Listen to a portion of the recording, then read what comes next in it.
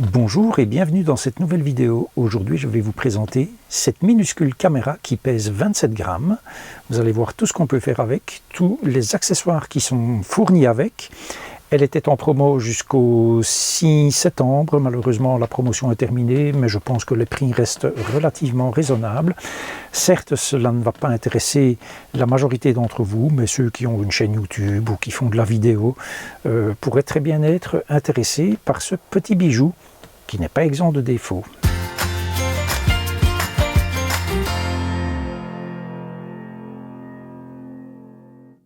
Il s'agit donc d'une Insta360 Go 2.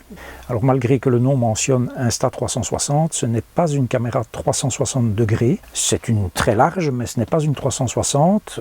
La firme s'appelle, je pense, Insta360, d'où le nom. Donc la caméra, c'est une Go 2. Elle est ici dans son étui de recharge, que je vous montre.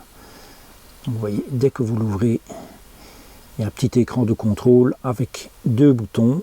Ce petit boîtier peut faire office de trépied. C'est vraiment du dépannage, hein, parce qu'il y a d'autres moyens d'utiliser cette caméra, fort heureusement. Et puis, ce qu'il y a surtout moyen de faire, c'est de sortir la caméra de ce boîtier de recharge. Et comme je suis Iron Man, que j'ai une batterie thermonucléaire, vous voyez, je me mets plus près, vous voyez que ça tient tout seul. C'est magique, hein? Bon, vous l'avez bien compris, cette caméra est aimantée ici en dessous, sur le dessous. Donc vous avez ici les contacts qui permettent de la recharger, et ici en dessous vous avez un aimant, ce qui permet non seulement de la fixer ici, mais vous vous demanderez sans doute pourquoi elle tient toute seule. Je vais vous montrer ça tout de suite, mais on peut la fixer sur toute partie métallique. Comme vous le voyez ici sur la porte coulissante de mon magnifique Ducato. N'imaginez pas un instant que ça va résister à de grandes vitesses, hein. Moi je ne roulerai jamais avec ça, en tout cas. Avec ça, il faut utiliser des trucs avant tout, hein, sur des véhicules pour rouler à plus de 100 km/h. Mais je pense que même 20 km/h, ça ne résiste pas. Et est livré avec la caméra en standard, cette espèce de petit collier, qui est en fait un aimant. Et vous pouvez mettre la caméra. Alors vous pouvez la mettre comme ça, mais vous pouvez la mettre comme ça ne change absolument rien, puisque le format d'image est carré, et c'est en post-production dans le logiciel dédié de cette petite caméra que vous pouvez recadrer, même en la tournant comme ceci en permanence. Vous voyez l'image que ça donne, ça reste absolument de niveau, je vais dire, parce que je suis ici dans le format vidéo pro. Donc cette espèce de petit collier est fourni, ce qui vous permet par exemple de mettre cet aimant en forme de collier en dessous d'un bol, et ensuite de mettre la caméra dans le bol, et vous voyez que la caméra tient parfaitement. Et donc vous pourriez très bien, il y a des exemples de vidéos qui vont dans ce sens, vider votre repas, de l'eau, etc. Puisque la caméra est étanche. Donc il y en a qui font des plans comme cela, où on voit qu'ils préparent le repas et la caméra est dans le fond du récipient. Donc vous pouvez faire exactement la même chose ici, puisqu'il y a l'aimant qui est suffisamment fort, donc qui marche plus que à travers un t-shirt. Ça marche ici à travers une surface qui est quand même relativement épaisse, hein. Vous voyez, ça c'est un des exemples d'utilisation. Un autre exemple d'utilisation, donc je vais ouvrir la boîte pour vous montrer ce dont on dispose comme fixation. Donc dans la boîte, la traditionnelle paperasse.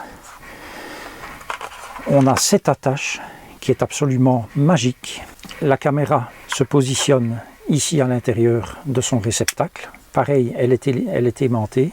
Vous pouvez accrocher ceci quelque part, d'accord, mais ça va beaucoup plus loin que cela, puisque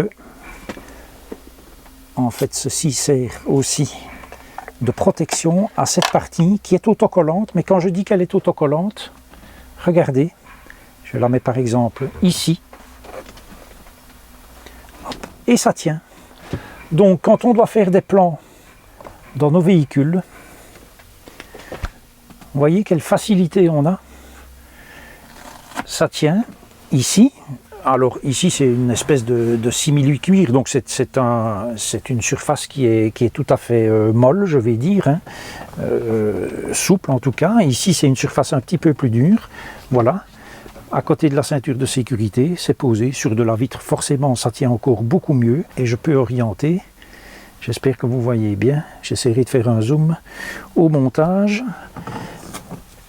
Je parie que même sur la ceinture de sécurité, ça tient, effectivement. Et sur un tronc d'arbre, sur le plafond du van, ici sur le pare-soleil, voilà. Ça tient parfaitement bien. Vous pouvez vous filmer comme ça en roulant. Je ne dis pas que ça va tenir pendant 3 heures, mais ça tient bien. Et en fait, cette matière, je présume que vous connaissez ça en France aussi, on a des espèces de rouleaux qui permettent d'enlever les pluches sur les vêtements avec quelque chose d'autocollant. Donc ça existe avec des bandes autocollantes jetables, mais ça existe aussi avec cette matière qu'on passe sous l'eau. Et donc c'est bien indiqué dans le mode d'emploi. Et ici, dans le petit réceptacle, voilà, on passe sous l'eau et c'est nettoyé. Donc si vous mettez ça sur un tronc d'arbre, par exemple, ça va tenir. Peut-être pas très longtemps, mais ça va tenir. Et il suffit de passer sous l'eau pour le nettoyer, c'est reparti. Et ceci va tenir absolument partout. Regardez par exemple, même ici, sur la coudoir. Hop, voilà. La caméra est posée sur la coudoir, on peut la laisser droite, on peut la pencher comme ça, l'orienter un peu, n'importe comment. Et ça tient parfaitement bien. Il y a évidemment une stabilisation de l'image. Donc ça c'est un autre moyen de la fixer, mais ce n'est pas tout. Il y a le clip casquette, donc pareil, on met la caméra dedans, elle est aimantée. Je prends une casquette et on peut la mettre, hop, voilà, elle est maintenant sur la casquette et je filme en marche avant. Alors vous me direz, mais on ne voit pas l'image, mais ce n'est pas grave puisque au montage vous pouvez modifier, on va mettre un peu de lumière, vous pouvez modifier l'angle, je vais vous montrer cela par après. Et donc si je mets la casquette en arrière, je filme vers l'arrière, je vous montre quelques images que j'ai filmées. Où ça? Eh bien dans un endroit que la chaîne Life is a Trip nous avait montré quand ils sont partis vers les contrées nordiques. C'est en Allemagne, en fait à la frontière entre l'Allemagne et la France, à Roppwille, ça c'est le parking, et c'est la balade de l'Altschlossfelsen. Voilà, je l'ai bien prononcé, Altschlossfelsen. Une espèce de petit Colorado alsacien, c'était magnifique. J'ai été là ce week-end, c'était splendide.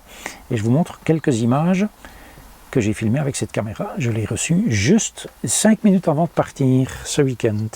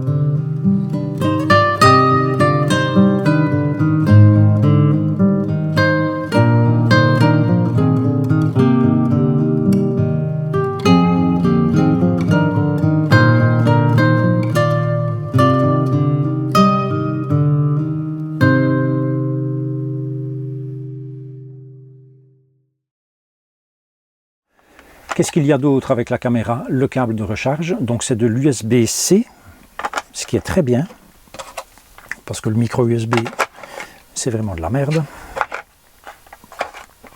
Ici, je ne vous dis pas le nombre de câbles micro USB qui défilent parce que ça fonctionne un mois et puis tout d'un coup, ça ne marche plus.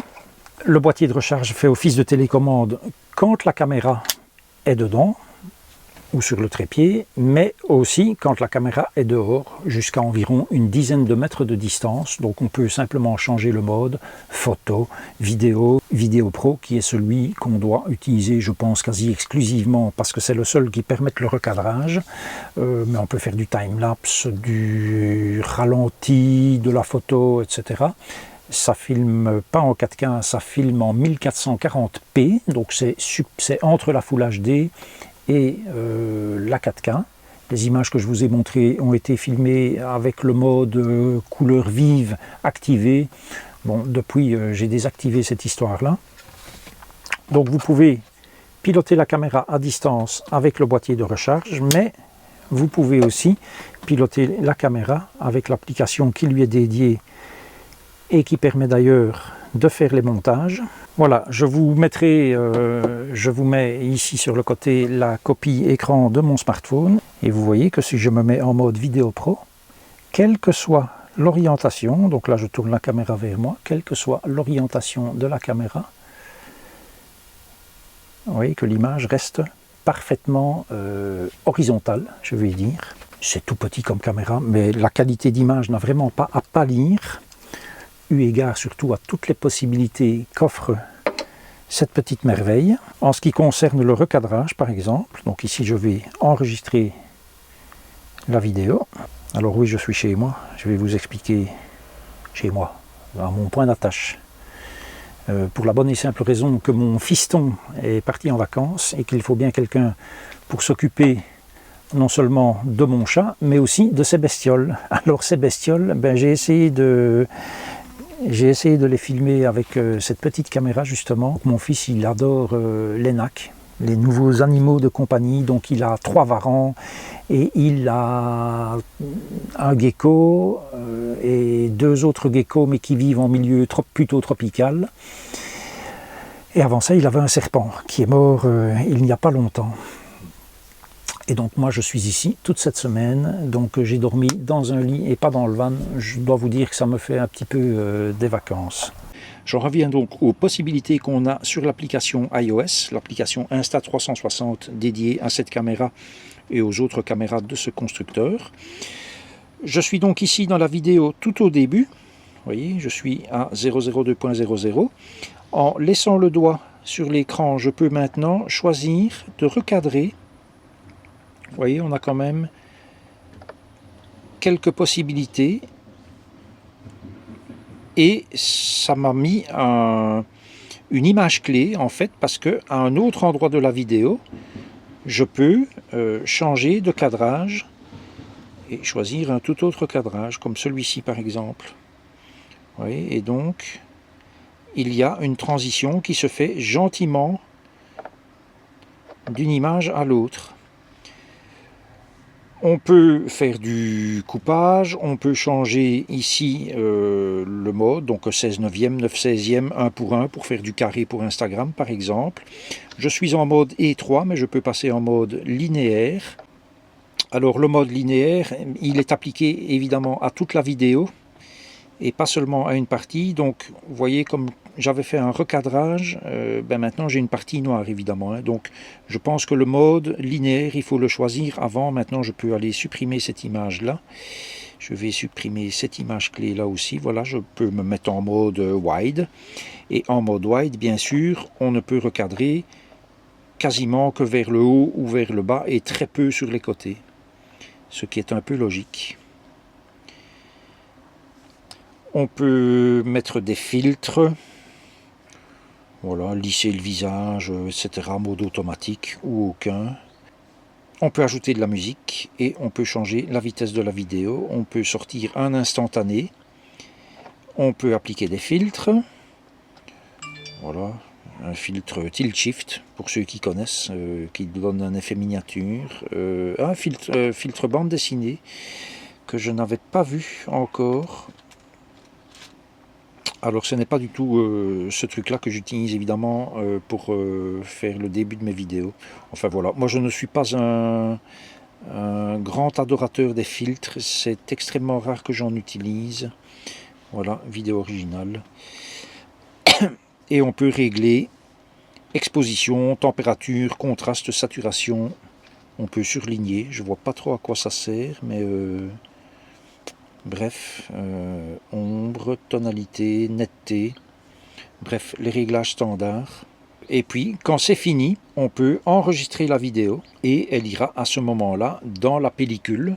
Donc c'est pareil sur Android, dans votre pellicule photo. Et moi de là, éventuellement, je peux l'exporter vers mon PC, enfin, ou vers mon Mac plutôt. À noter que l'application Insta360 Studio ne permet qu'une seule chose, c'est de régler le cadrage et pour l'entièreté de la vidéo. J'en reviens à la caméra Insta360 Go 2. Je l'ai eu donc, comme je le disais, avec ceci gratuitement. Ceci en fait, ce sont toutes des attaches style GoPro. Donc je ne l'ai pas encore déballé, mais vous avez le support pour la caméra avec le même système que les GoPro en fait. Il y en a un deuxième qui est livré pour mettre je ne sais pas où. Vous avez un support avec un pas de vis trépied. J'en profite pour préciser que le boîtier de recharge qui fait office de mini trépied, il dispose lui aussi d'un pas de vis. Donc vous pouvez mettre ça sur un trépied tout à fait normal. Et sont livrés le support et bien entendu les vis qui vont avec, hein, comme le système GoPro en fait. Hein. Et donc vous avez un support avec une surface courbée, donc pour mettre sur des casques ou quelque chose comme ça. Vous avez des autocollants de différentes formes et vous avez un support plat aussi de style GoPro. Donc c'est vraiment extrêmement complet.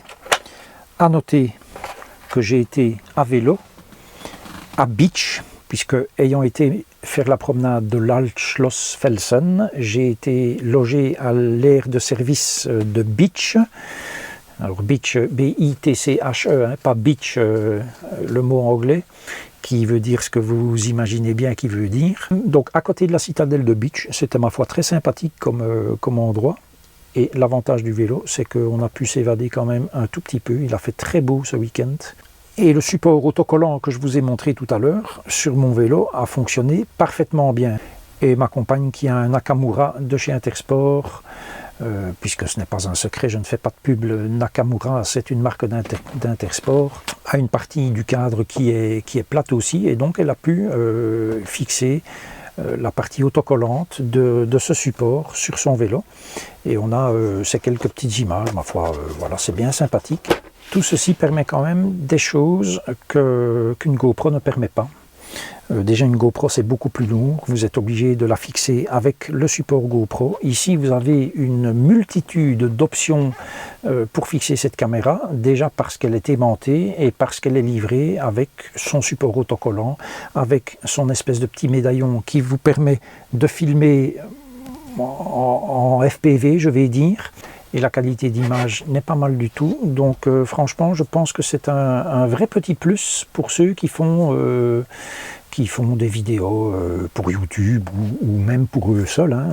Voilà, quand vous voyez le format de cette caméra, 27 grammes, c'est minuscule, c'est beaucoup plus petit qu'une GoPro, donc c'est vraiment magique. J'espère que cette vidéo vous a plu, que l'un ou l'autre seront peut-être intéressés. Cette caméra est disponible au prix de 319,99 € chez Amazon. Je vous mets un lien en dessous et je vous précise tout de suite par souci de transparence que c'est un lien qui est sponsorisé. Voilà, puisque maintenant je fais partie du programme affilié d'Amazon. Maintenant vous pouvez l'acheter directement sur Insta360. Ça viendra de Chine, puisque la mienne a été commandée sur le site Insta360 et elle est venue de Chine. Voilà, c'est comme ça, hein. Bonjour la pollution, diront certains. Pour ce prix-là, de 319,99, moi j'ai eu la boîte plus les accessoires, c'est-à-dire toutes les montures style GoPro et 2 lentilles de protection d'objectif. J'ai eu tout ça pour ce prix-là. Maintenant, ben voilà, comme je vous l'ai dit, la promo elle se terminait le 6 septembre et je n'ai pas pu parler de cette caméra avant puisque je l'ai eu ici il y a quelques jours. Je vous dis à la prochaine et d'ici là, prenez grand soin de vous.